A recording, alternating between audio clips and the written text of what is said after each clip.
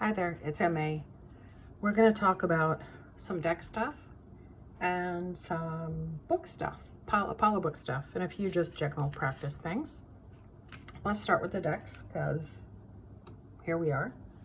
I haven't really bought decks this year, but I did receive a gift from my sister in the form of the Crow Tarot, which I still haven't really used yet, though I looked through it. She sent it to me because she bought it for herself and forgot she had bought herself a copy and rebought it recently and then came across the other one. So she sent me this as a gift, which was very sweet. So I hadn't really considered getting this deck, so at some point I will probably put it in the rotation of decks that I use for a week or more at a time for the daily single card pulls. So that's the Crow Tarot that randomly appeared for me. Caw, caw. So the one deck that I did buy has been on my wish list, as in I think I might want this, but I'm not sure if I want this, for probably, at least 3 years. It's been on my radar for a long time. Actually, so it's this one, the Tantric Deini Oracle. Actually, the Secret Deini Oracle was on my wish list, and I mean, that's kind of long out of print, and I think this is essentially the same or the same vibe. I do enjoy Penny Slinger as an artist, and I just didn't know if I would get this. I've heard people talk about it has its own system, and for a long time that scared me off. And I'm going to say that that's a good thing, because previously it was not the time for me to work with this deck. And now I feel like it is. And I had a Amazon gift card and I decided to risk it.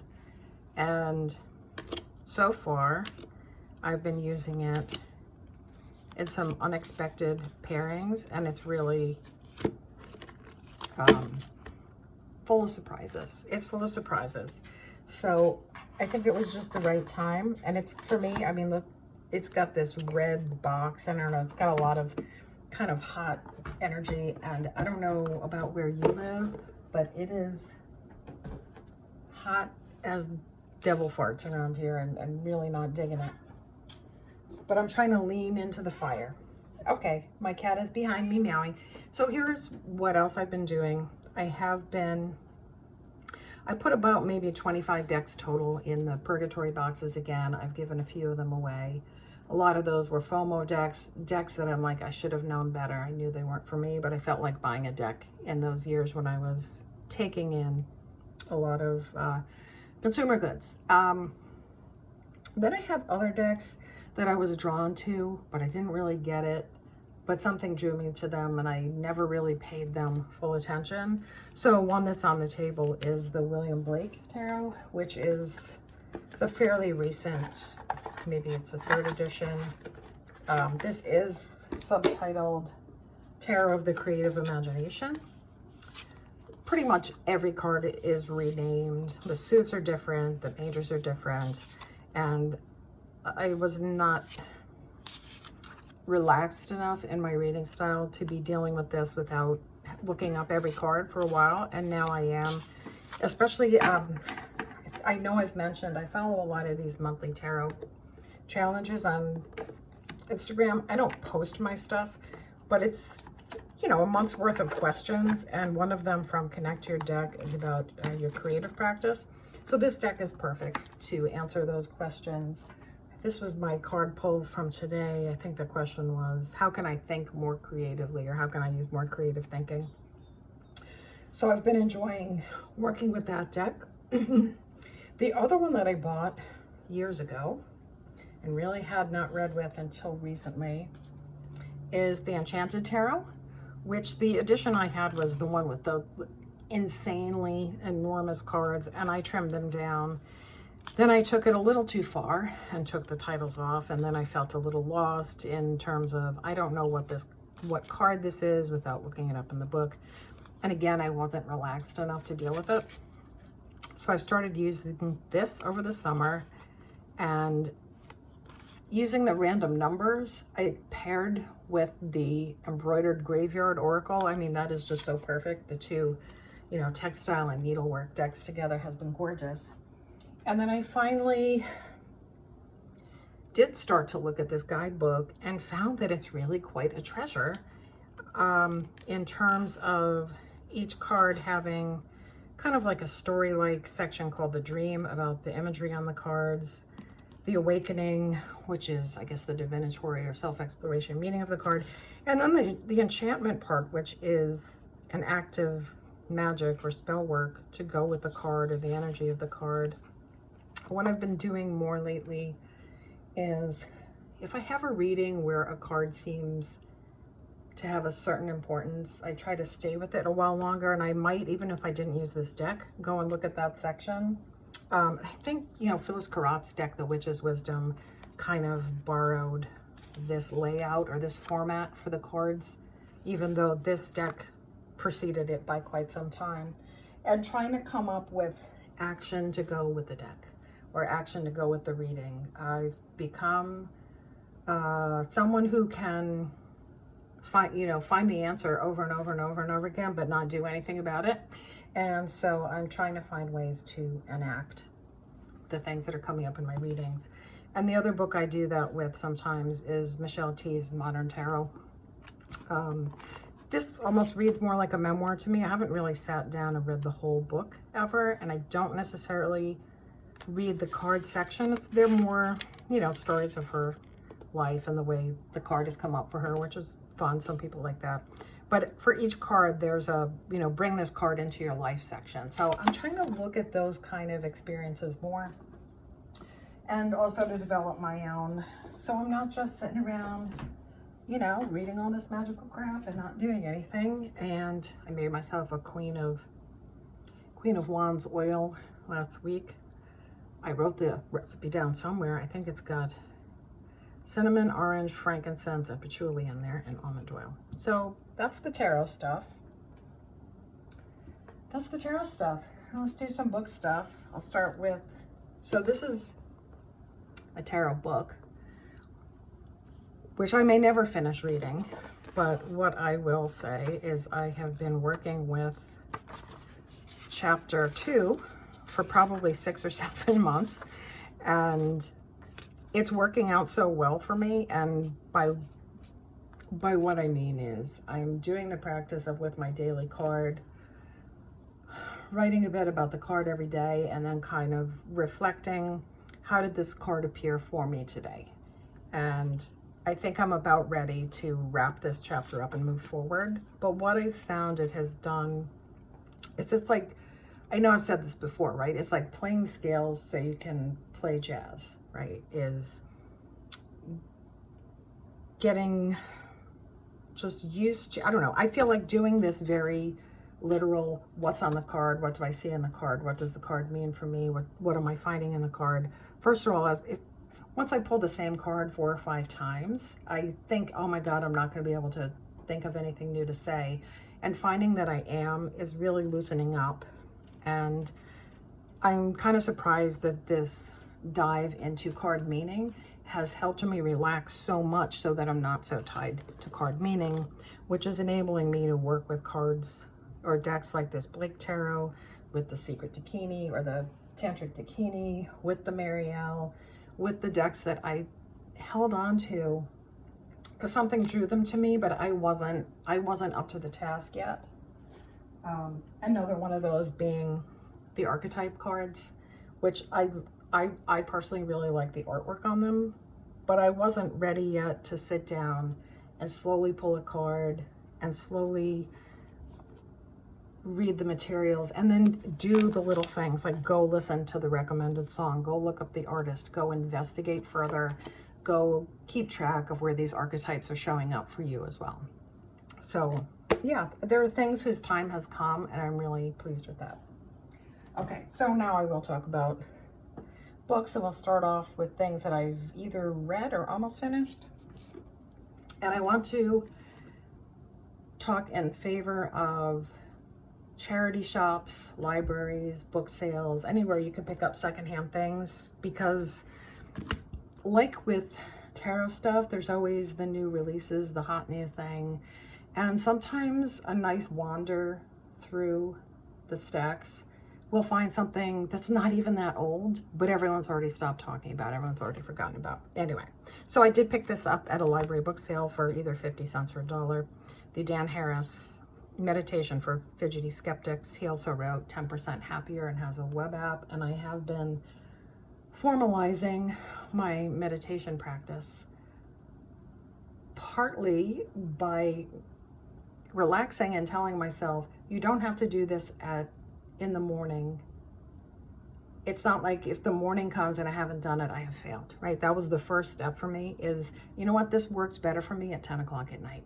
And that has worked out really well for me. I've been able to keep a very regular schedule, and I'm really liking it. But anyway, it's a great book, something you can take out of the library or probably find secondhand. And I do recommend it if you're looking to be convinced or just want some support about getting your practice going.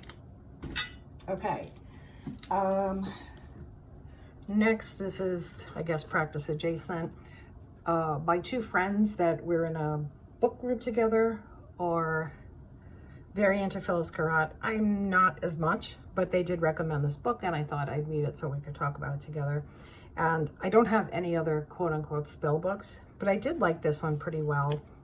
The layout is nice. It's very organized into the types of spells, and within each section there are also quick spells. So yeah, it was a good read. I flagged a couple of things that I might like to try now and then, and also it's a good, I don't know, feels like a good baseline to write your own stuff. I am personally allergic to when someone tells me what to recite. I've got a lot of baggage and trauma attached to that kind of thing, so I'm trying to relax. I'm trying to ease into things that make me a little bit uncomfortable, and honestly this was kind of one of them, but glad I read it. Okay, this is a novel. This is a novel by Cherie Dimaline, who also wrote Empire of Wild, which was an adult novel that I really enjoyed. And there's a young adult book called The Marrow Thieves, which I haven't laid my hands on yet. This is out of the library. Venco is Coven, and it was a fun read. It was about a group of witches that are being brought back together by one. They're finding these antique silver spoons that say Salem on them and have a witch engraved on them, and they have to get the coven reassembled in order to stop something bad from happening. So yeah, that was a good read, a good library book read. Kind of enjoyed it. Okay, the next one is dramatically heavier. An Indigenous Peoples History of the United States by Roxanne Dunbar Ortiz. This was one of the most difficult books I have ever read in terms of, you know, I thought I knew some stuff. I thought I, you know, had been delving into a more open and balanced view of history. There was stuff in here that I just had to stop reading and go cry. The number of times I wrote "what the fuck" in the margins. It was very difficult. It exonerates no one, basically. And however, what I think is important to note, you know, it's flagged at the beginning of the book. I'm just going to make this quote from the book. To learn and know this history is both a necessity and a responsibility to the ancestors and descendants of all parties. And then I think even more importantly, this question, which is a key question in the United States and other parts of the world right now, how might acknowledging the reality of U.S. history work to transform society? That is the central question this book pursues. This book is just full of horrors. I think it also points out I'm a middle-aged, relatively privileged white person who was in a general state of horror right now about things in the United States. There are certainly people in the United States who are less surprised by the state of things than I have, reminding and going back and looking about how we started, how we expanded, and what the motivation behind a lot of those efforts were. yeah, anyway, I can't recommend it enough, but it's really, it is a lot. It's a lot of book. It's a lot of information. It's, honestly, if you read this and you're not emotional, I don't know, just like, don't follow me anymore. Okay. Anyway, it's great. Very difficult. Now I'm going to go into a couple of books that I'm going to call the slow reads, meaning either I already read them and I'm going to read them again, or they're not meant to be read all at once. Don't remember if I showed this book before. This was a Llewellyn from Astria Taylor. I read this probably at the beginning of this year. I really liked it.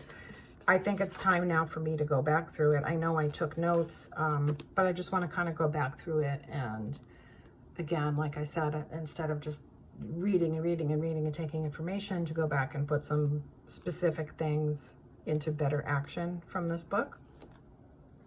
So I did like that one. This was, I know, another Llewellyn book. I think I read this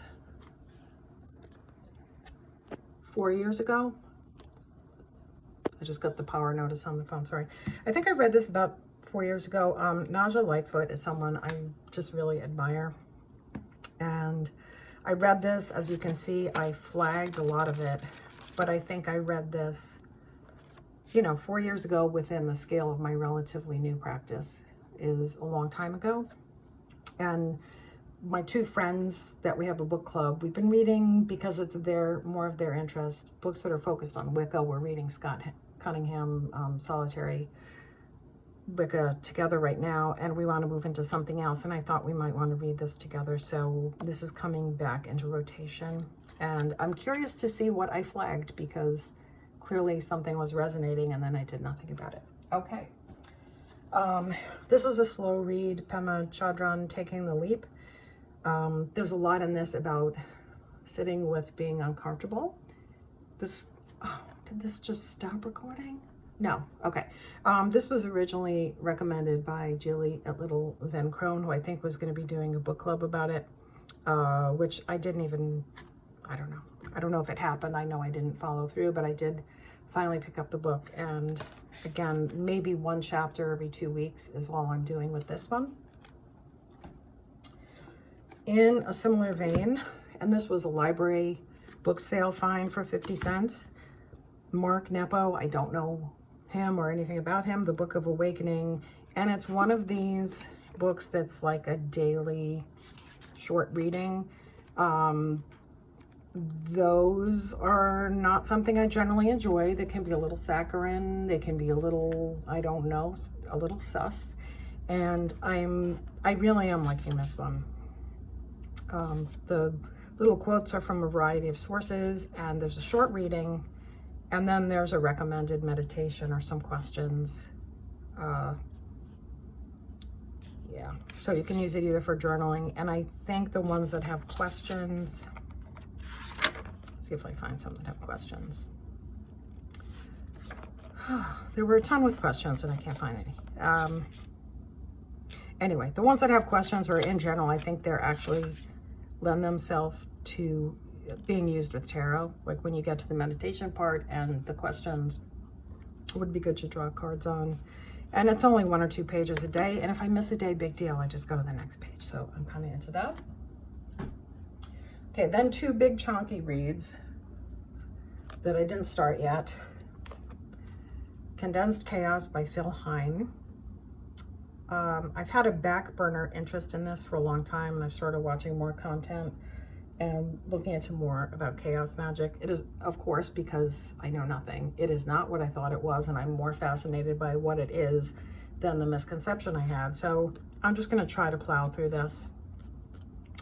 I think Kellyanne Maddox is doing like a live online chaos magic class in August. I may sign up for that.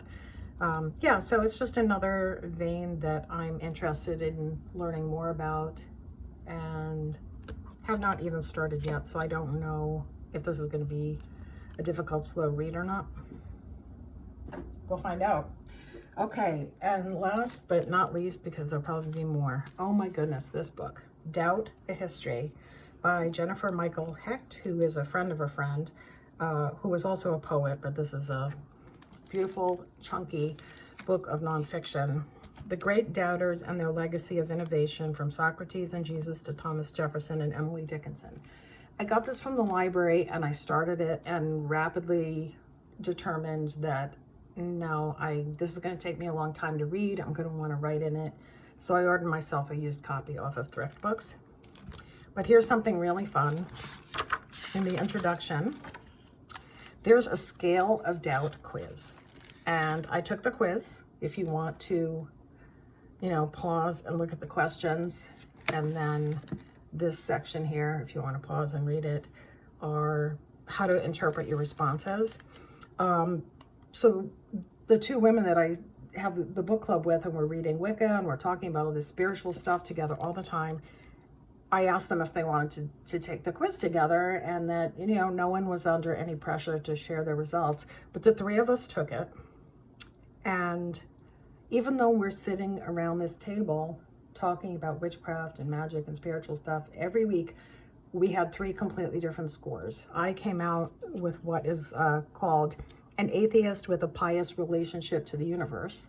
Another one came out as more agnostic, and then the other one came out as a quote-unquote believer, pretty much. So I'm really, really looking forward to reading this.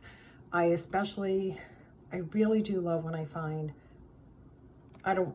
for lack of a better word, mainstream nonfiction or other work that kind of fits into this practice in a really, what feels to me like a really important way, but isn't on the occult bookshelf. It isn't in the magic store. It isn't, nothing against Llewellyn. I really have a great time with a lot of their titles, but it's coming from a more mainstream place, just like I really loved Neil deGrasse Tyson's most recent book about, I can't remember the name of it because I can't remember things, but it was about astrophysics and, you know, the cosmology and all this great stuff. So I am really looking forward to getting my own copy and giving this back to the library because, yeah, I'm going to have to be taking notes and spending a lot of time with this. And that's what's on my plate. And that's about all I got. I hope you're all staying cool. It's been a summer already here in the US and the Eastern US anyway. We're sweating and baking and all that good stuff. So stay cool and all that stuff. Bye.